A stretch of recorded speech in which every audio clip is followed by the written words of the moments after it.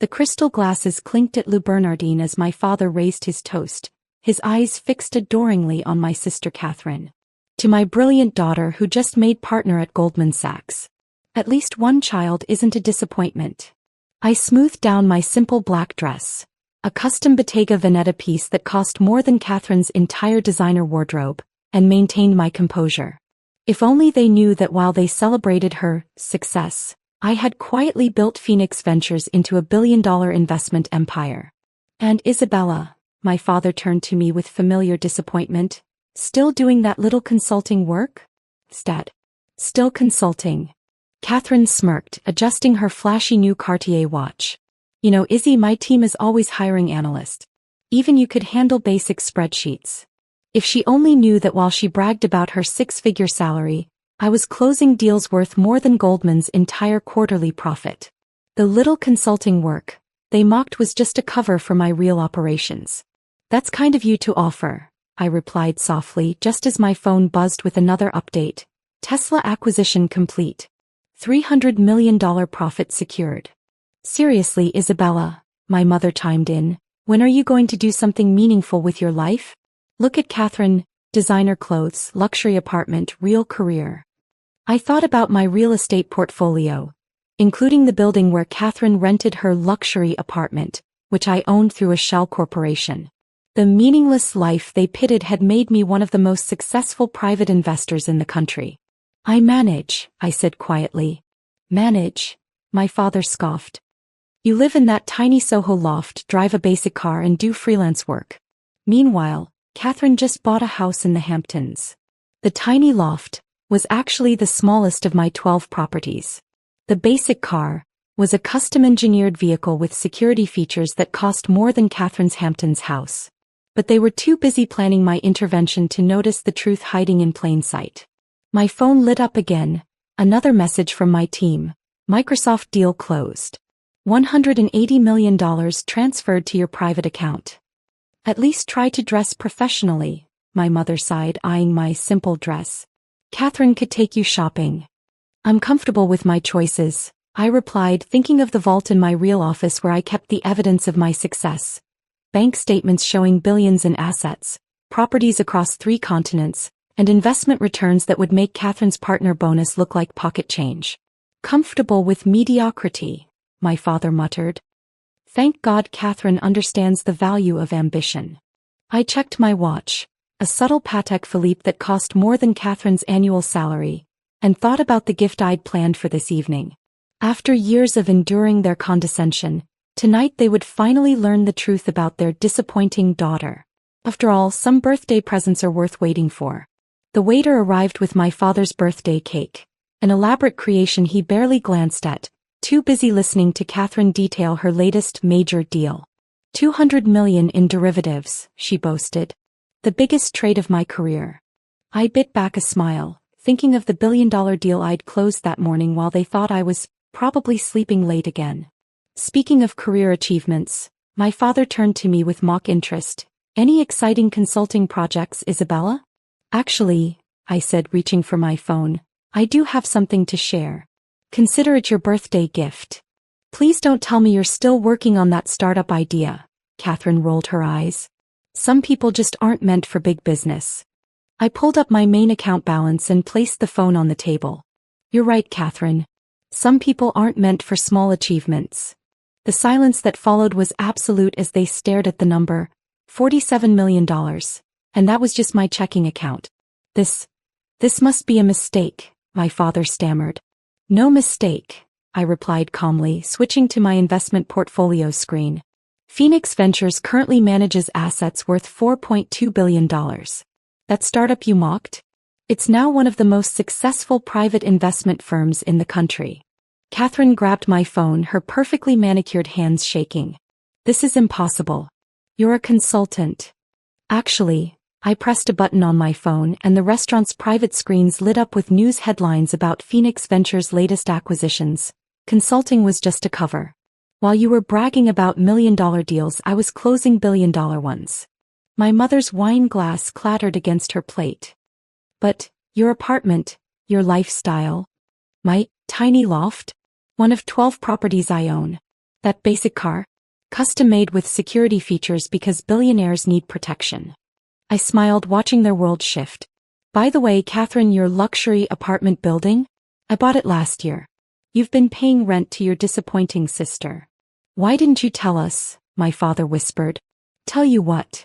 I raised an eyebrow. That while you were celebrating Catherine's predictable success, I was building an empire. That every time you mocked my choices, I was adding another zero to my net worth. I turned to Catherine, whose face had lost its usual smug expression. That derivatives deal you're so proud of? I declined to be the counterparty because the terms weren't aggressive enough. Phoenix Ventures doesn't waste time on small trades. The waiter approached with the birthday dessert menu, but no one was thinking about celebration anymore. They were too busy processing the revelation that their family failure was actually their wealthiest member. After all, some birthday surprises are worth more than others. The aftermath of my revelation sent shockwaves through both Wall Street and our family. Headlines blazed, hidden billionaire revealed, consulting cover for investment empire, and Phoenix Ventures founder exposes $4.2 billion secret worth. My phone exploded with messages from family members who suddenly discovered their deep respect for consulting. Catherine, we should discuss some co-investment opportunities. Mom, darling, why didn't you tell us about your real business? Dad, princess, let's talk about family wealth management. I archived them all, focusing instead on my next acquisition, ironically the hedge fund where Catherine had just made partner. They didn't know it yet, but Phoenix Ventures had been quietly buying shares for months. 1 month later, I sat in my true office, the entire top floor of a building I owned in Manhattan, reviewing the changes in my family's attitude. Catherine had been passed over for 3 promotions after her clients learned she wasn't connected to Phoenix Ventures. Our parents had stopped hosting their bragging dinners about their successful daughter. Your sister's here to see you, my assistant announced. She's been waiting in reception for 2 hours. I watched on the security feed as Catherine sat nervously, her designer outfit looking slightly less confident now. The basic lifestyle she'd mocked had revealed itself to be worth more than her entire career trajectory. Tell her I'm in a meeting with Goldman's CEO, I replied, signing documents for my latest acquisition, which would soon make me her boss's boss. When I finally agreed to another family dinner 3 months later, it was in my private dining room, surrounded by evidence of the wealth they'd never noticed, rare art pieces, priceless artifacts, and views of the city buildings I owned. This is extraordinary, my mother managed, staring at a Monet on the wall. We never knew. Of course you didn't, I replied. You were too busy counting Catherine's bonuses to notice I was counting billions. Catherine shifted uncomfortably in her chair. About that, I never understood what you were building. Clearly, I agreed, pressing a button that revealed screens showing Phoenix Ventures' current holdings. That basic lifestyle you mocked? It was a cover for this. Every time you bragged about $1 million deal, I closed $1 billion one.